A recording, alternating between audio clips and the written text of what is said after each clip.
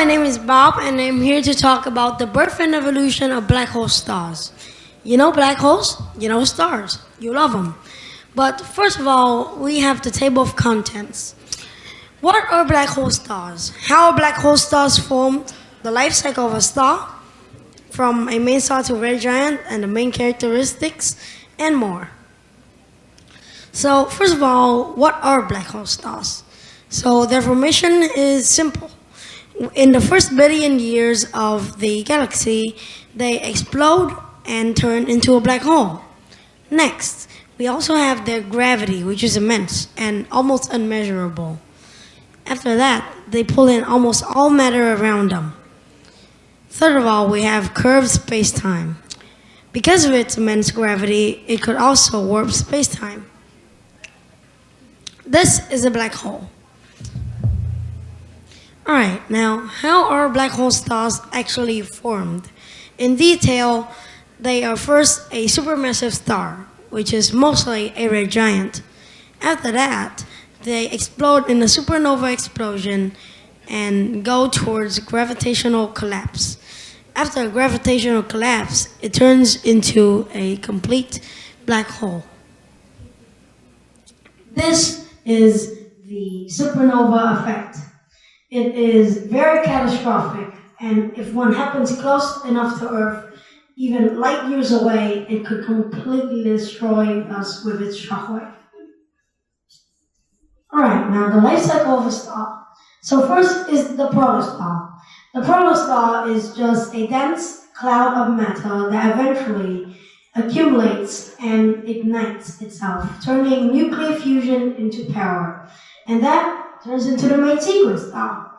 The main sequence star is what our sun is today. Next is the red giant. The red giant is when the main sequence star goes through a complicated yet somehow very sophisticated transformation, and it turns bigger. And after that, it cools down and drops out its layers, and it turns into a white dwarf. Alright, so I've talked about the sophisticated transformation, but how does that work? So you have to understand that in a normal star, we have nuclear fusion in the core, happening with hydrogen in this case.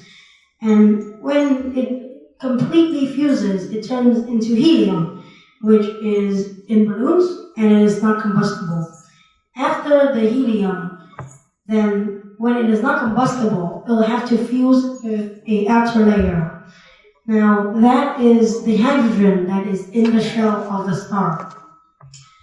As all combustions do, it explodes and creates a push force. That push force makes it bigger.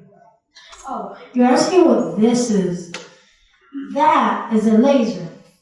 And we're blowing out our sun, because if it gets too big, it is going to suck in our planet and eat it entirely. So after we blow it up, what do we do with these pieces? That is Sun 2.0. We transport these pieces into another part of our galaxy and we make another sun. And that is how we reduce the size of our sun and potentially expand our planet's lifetime. So whenever we have a star, we have nuclear energy, which is pushing out, and we have gravity, which is pulling in. And that creates an impossibly dangerous balance. And eventually, that balance breaks. And that turns into a supernova. It collapses and expands with rapidity, and it turns into a black hole. Alright, now back to the black hole star. It has extreme density, an event horizon, and it could spaghettify you. Now, with the event horizon, we see that it turns into a sort of disk around, or the accretion disk. And with the spaghettification, when you get into the event horizon, you get stretched because how fast you're spinning, like the centrifugal force. Right here we have, you're asking maybe that how do we know that black hole stars are in fact real? Here is the probability for discovering one. So first of all black holes create some sort of X-ray. In this case, the most easy one to predict and see is the X-ray.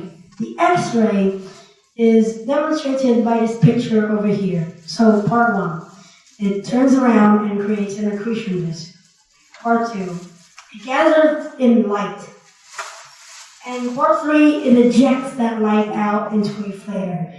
And using technology, we could deflect that flare onto mirrors, and we could eventually see that flare, even thousands of millions of light years away. The next is the accretion disk. Now, the accretion disk is an impossibly dense and hot ring. It is basically matter that's been going so fast because of this black hole pulling in, and it's orbiting so fast that it eventually starts to emit so much radiation. And we could eventually detect that radiation. Alright, the big question. So, I told you that there would be a big question at the end as the table of contents. Now, what is the big question? Here, I would like to show you this picture. It may not mean much to you, but this is a black hole. It seems very different from the black hole that I've been showing you, but this is what our spaceships and telescopes have been able to capture. SGRA. It is in the center of our galaxy, and you're right here. Now, you may be asking, why is it so big? Because if you consider it, our galaxy is basically just its accretion disk. It is so immense that makes this entire galaxy spiral around it. Just look at the diagram. It's a spiral. And how is this so strong? And that lays in the immense size. And the reason why I said it was important was that when a black hole star eventually collapses as well and it explodes again, it'll create a black hole so massive that it could eventually destroy Earth if we stay there too long. And there is why we should discover and learn more about black hole stars. Thank you for listening, and have a good day.